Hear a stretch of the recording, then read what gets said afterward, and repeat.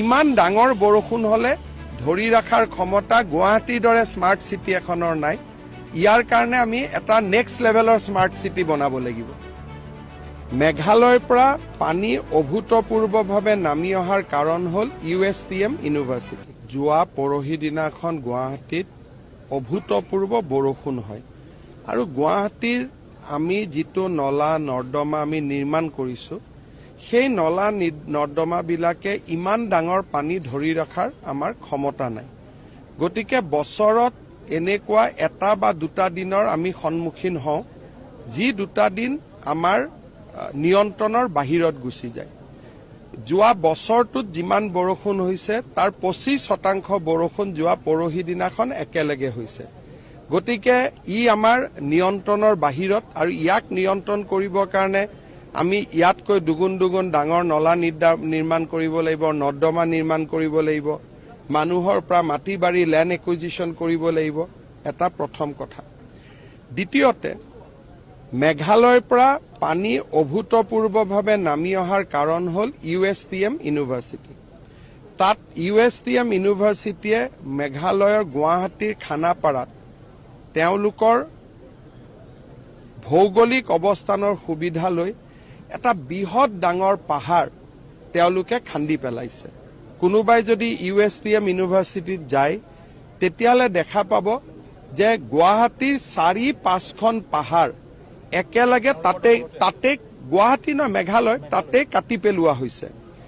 এই USTM ইউনিভাৰ্চিটিখন আৰম্ভ কৰোঁতে অসম চৰকাৰে প্ৰতিবাদ কৰাৰ প্ৰয়োজনীয়তা আছিল। আগতে মেঘালয়ৰ পানী অসমত আহিছিল, লাহে লাহে আহিছিল। USTM ইউনিভাৰ্চিটি হোৱাৰ পৰা অভূতপূৰ্বভাৱে গুৱাহাটীত পানী নামি আহে।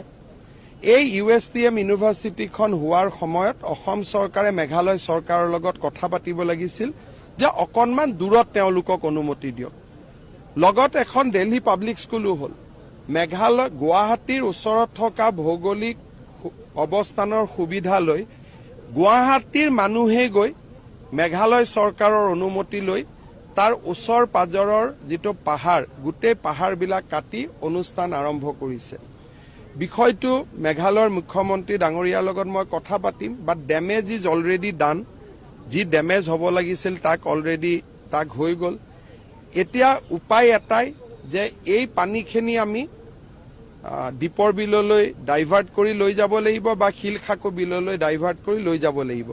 কিন্তু ডাইভাৰ্ট কৰি লৈ যোৱাৰ বাবে মাজেদি যদি নলা নৰ্দমা বনাওঁ, বহুত লেণ্ড একুইজিশ্যন লাগিব, যিটো আমাৰ আৰ্থিক ক্ষমতাৰ ভিতৰতো নপৰে। গতিকে ইয়াত আৱেগিক হোৱাৰ পৰিৱৰ্তে আমি প্ৰেক্টিকেলি কেনেকৈ এই সমস্যাবোৰ সমাধান কৰিব পাৰোঁ আমি চাম। কিন্তু তাৰ লগতে আমি এটা কথাও চাব লাগিব যে বৰষুণ হোৱাৰ ট্ৰেফিক জাম ৰাতিলৈকে হৈছে, কিন্তু পানীটো 2-3 ঘণ্টাৰ ভিতৰত 75% এৰিয়াৰ পৰা ওলাইও গৈছে। ইমান ডাঙৰ বৰষুণ হলে ধৰি ৰখাৰ ক্ষমতা গুৱাহাটীৰ দৰে স্মাৰ্ট চিটি এখনৰ নাই। ইয়াৰ কাৰণে আমি এটা নেক্সট লেভেলৰ স্মাৰ্ট চিটি বনাব লাগিব।